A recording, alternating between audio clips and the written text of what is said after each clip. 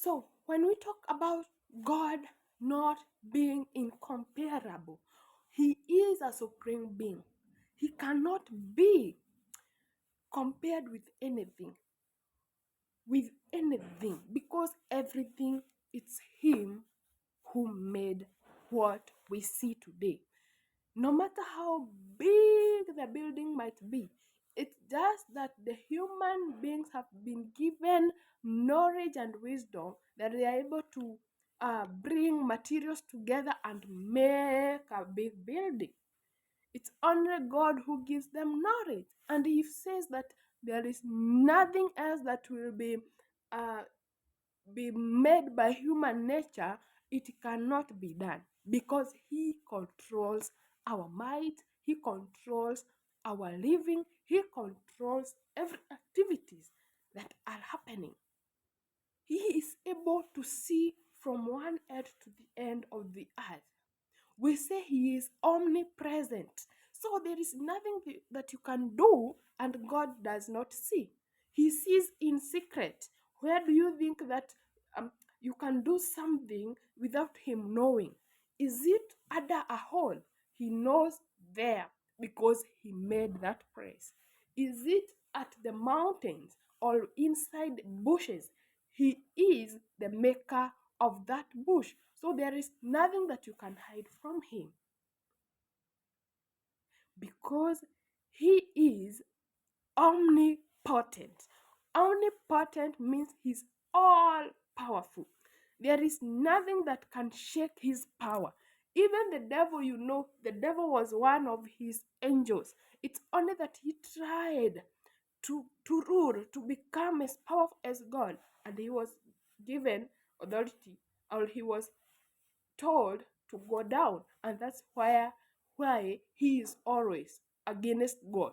He always try make us to do evil so that we can turn against God. But you don't know the power that God carries. It's not even a 0.00 power that the devil uses. The power of God, if we would know the power of God that God has given us, that you can be able to pray and cast out demons and talk things and happen, because He has given us power.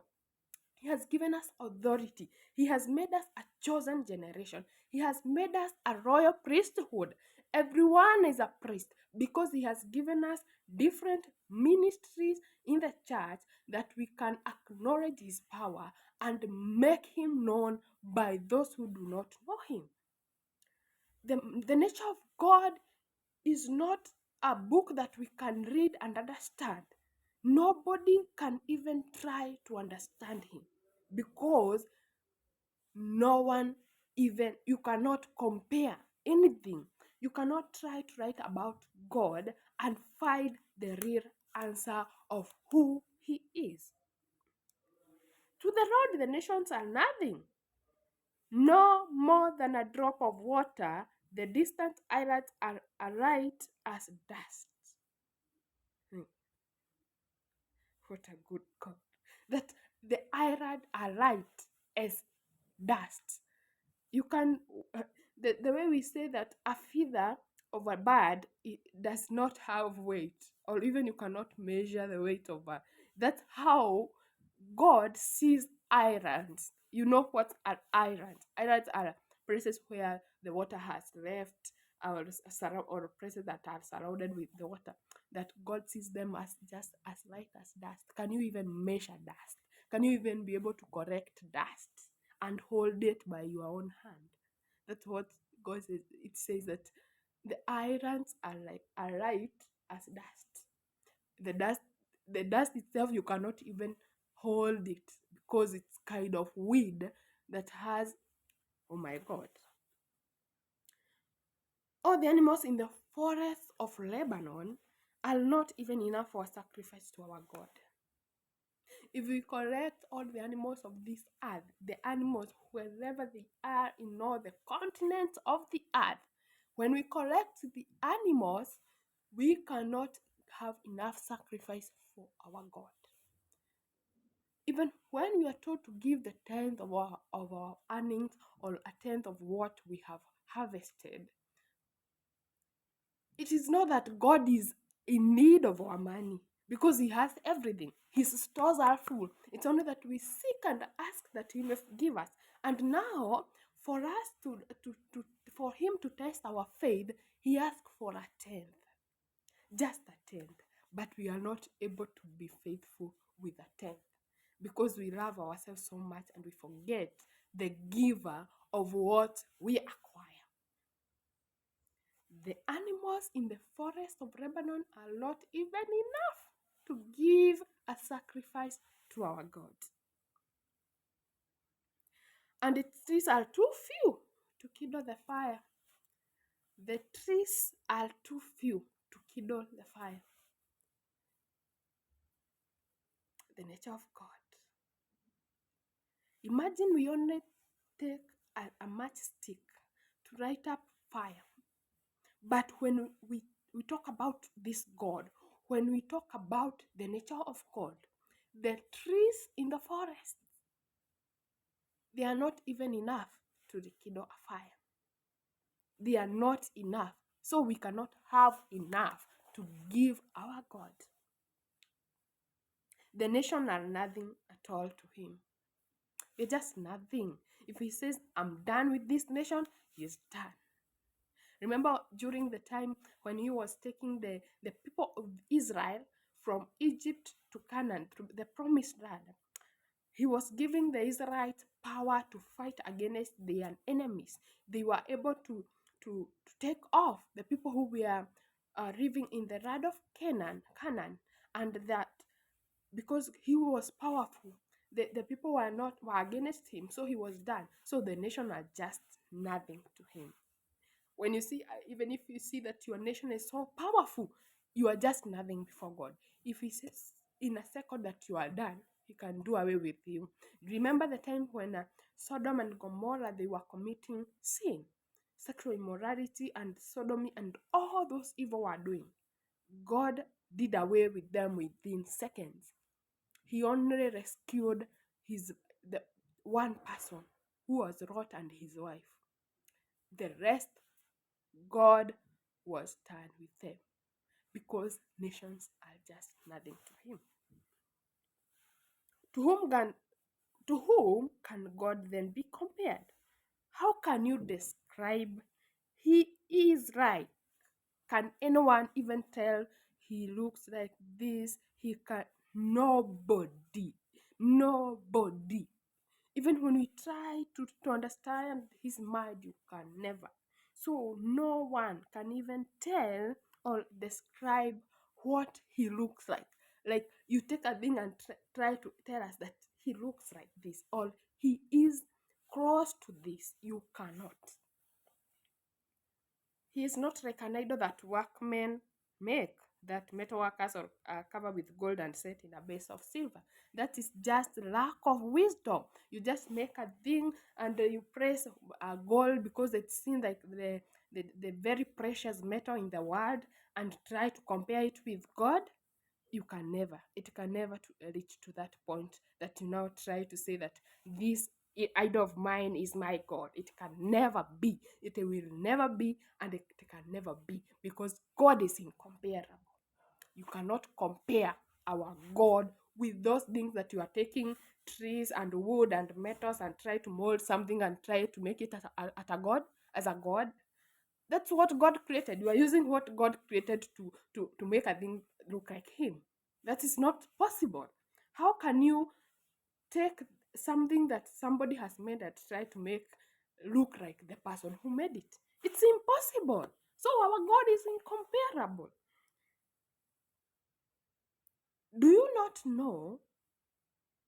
We are in verse 21 of chapter 40 of Isaiah. Do you not know, or were you not told long ago, or have you not or have you not heard how the world began? That's why in the first episode or the first session, I have talked about in the beginning. In the book of Genesis, it talks about in the beginning, God. In the beginning, God created heaven and earth. or in the beginning, the world was void, and God made heaven and earth from the voidness of that thing. From the voidness, that thing that cannot be described by anyone, from it, God made heaven and earth. So that's why verse 21 is asking, do you not know, or were you not told long ago? Have you not heard how the world began? It was made by one who sits on his throne. Above the earth and beyond the sky, the people below look like a tiny ants. When God watches from his throne that is above the earth and above the sky, when he watches the people on the earth, we look like ants. And an ant is a small animal that even when you are walking as a human being, you can not easily identify it as one unless they are many and they are running up to their destination or wherever they are going, because they are busy animals ever. You'll never see them stopping, or you never see them sitting back and relaxing. They are always on their way. So when God watches us from the throne that is above the earth and above the sky, he sees us like ants. You are just like an ant before God. So when he says, I'm done with you, you just, and you're done. Because God is an incomparable God. He made heaven and earth from the voidness. From what was void, he made heaven and earth. He stretched out the sky like a curtain. He just made, oh, the way we make curtains. That's how we are trying to say that he stretched, because he is all powerful. He said, let there be, let there be, let there be. And it came to be. So he stretched the sky like a curtain and like a tent in which to live. He brings down powerful rulers and reduces them to nothing. They are like young plants just set out and barely rooted. When the Lord sets a wind, they dry up and blow away like straw. To whom can the Holy God be compared? Is there anyone else like him? The obvious answer is no. There is no one. Look at up the sky. Who created the stars you see? Then who reads them out like an army? He knows how many they are and calls each one by name. He knows the stars by their name because he created them. That's why he has knowledge and wisdom that nobody or no human being can understand. We just see stars because it's the beauty that God created for the night, the stars and the moon, the darkness. So when we see the stars, we feel, oh, the night is good, it looks bright, and we feel good. But the one who created them, he knows them by their name, the stars. And when even a human being whom we are trying to invent things and we try to be like God, you cannot even tell how many stars are in the sky. Even you cannot even measure the rad or the soil in this earth with a cup, because God who made it is cannot be compared by anything. Israel, why then do you complain that the Lord does not know your troubles? Now, this is where we come into as human beings. If we have read about God, how he created things, how he cannot be compared by anything, how he cannot be, there is nothing that can be made to look like him. It's only that our heads are, we look like dumb. We are so dumb that we try to make things that look like God, but it can never be. In this earth, it can never be, and nobody will ever be like our God. Then he is asking, then Israel, why do you complain that God does not know your troubles? What are you going through? What is worrying you? What is making you feel like, I don't want to continue with this life again? God knows your troubles.